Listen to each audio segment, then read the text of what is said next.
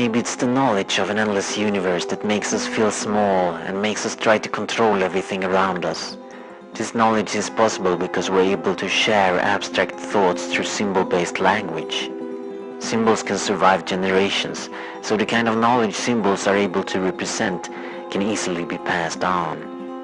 Maybe people then started to ignore a much more complex world and started to trust simplified symbols and organized defined words rather than the real world experience.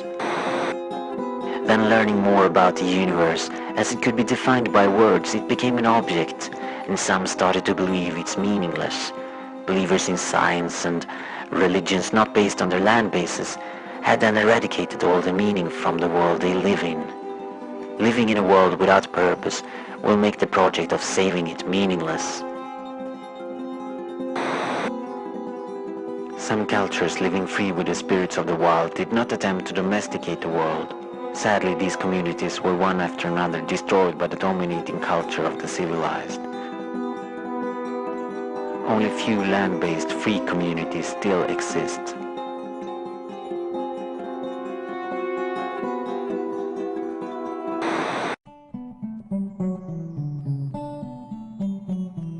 In the late 20th century, many people gave up on political ideals to a new sort of organizing idea. Man had created machines that consisted of systems. Systems were a way to further categorize and order chaotic things.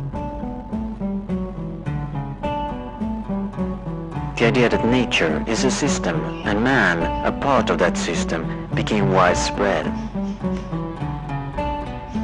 Soon people believed that the world was merely a system, and that the politician's duty was to maintain that system. People started thinking like machines. Maintaining balance in nature or economics can then be a politically charged idea, used to help the ruling class and the status quo, no matter how unjust or unbalanced.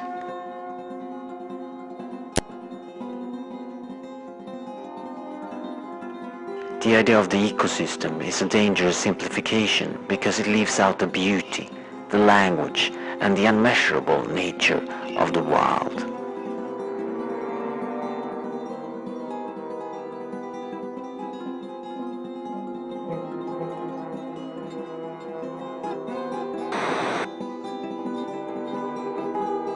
One can argue about what exactly got us in this mess. At what point in history?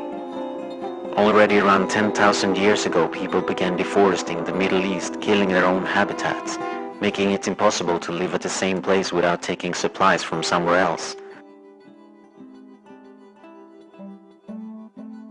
The big turn in history was maybe when people, during scarce times, began to domesticate wild beings. When they started viewing everything and everyone as resources instead of living souls to share the existence on Earth with. It was at this point ownership and slavery was first invented. With it came war, poverty, and in the extension, the global ecocide we are experiencing now.